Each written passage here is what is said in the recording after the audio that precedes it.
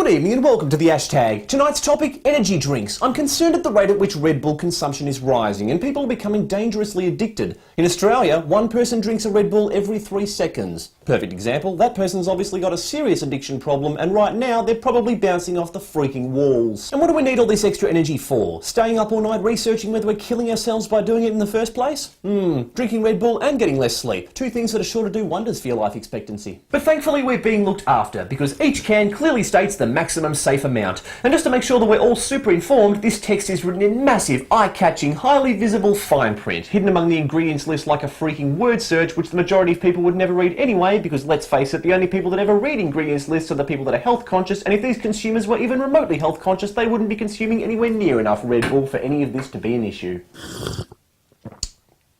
Tastes like early death. Bit airy-fairy though, isn't it? When Red Bull first came out, they made sure we knew 2 cans maximum per day.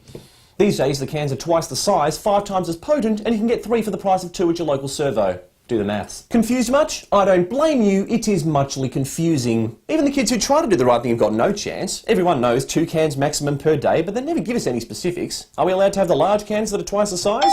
Are we allowed to have the extra potent cans that are twice as concentrated? Furthermore, 2 cans per day. Does this refer to a 24-hour period, or does our Red Bull allowance reset again at 0 at the stroke of midnight?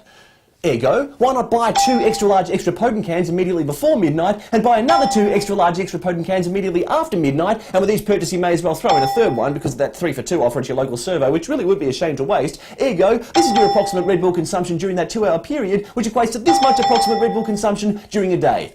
And this is for people that are trying to do the right thing. If this is common practice for you, then ironically enough, I recommend nothing more than continuing to get out there and party all night, for no reason other than the fact that every Saturday night that comes around with your heart still beating is truly a gift from God.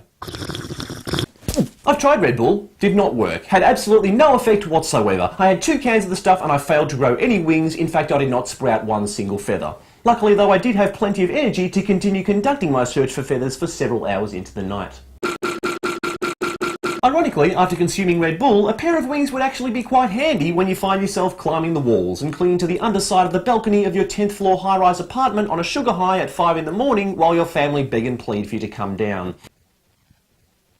Unfortunately, your brother does not realise how counterproductive he is being when he tells you to think of mother. But no, I tell a lie! It turns out that after extensive research, experts have concluded that there is no proof that drinking Red Bull on a daily basis is bad for us and that it may not affect our long-term health.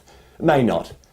May not, which is a glorified way of saying we don't know. Of course we don't know. Energy drinks are only a very recent craze. Our generation are the ones that are at risk. There haven't been any long-term studies yet because our generation have not lived our lives yet, have we? They're guessing. If too much Red Bull in our 20s is going to kill us by the time we turn 50, we won't know about it for another 30 years, will we? So experts, if we all drop dead in our 50s, what will you say then? Awkward silence? Well, on second thoughts, if you're so confident that there's nothing wrong with people consuming Red Bull in such excessive quantities, then assumedly you're one of the people drinking it every day yourself. Therefore, to be fair, if everyone drops dead in their 50s, then you probably will be silent, because if that scenario eventuates, you're probably going to be one of the ones who's died, so I guess that's that. My solution? Keep selling Red Bull. Simply take out all the caffeine, guarana, and all the other bad stuff. That way, we can all continue to enjoy that delicious flavour of Red Bull that we all love so very, very much. We can do so without unknowingly destroying our bodies, and we'll all get just as much of an energy high thanks to the placebo effect. Because let's face it, if you're the kind of person who drinks Red Bull often enough for this to be an issue, then your body will have built up a tolerance to the caffeine a long time ago, and trust me, these days the placebo effect is pretty much all you're getting out of them anymore anyway. And if you're still feeling lethargic and low on energy, you'll be glad to know that help is out there. Because 9 out of 10 doctors recommend having a glass of water once in a while and getting some freaking sleep. My name's Ashley McPherson, cheery orange juice. That's another good option.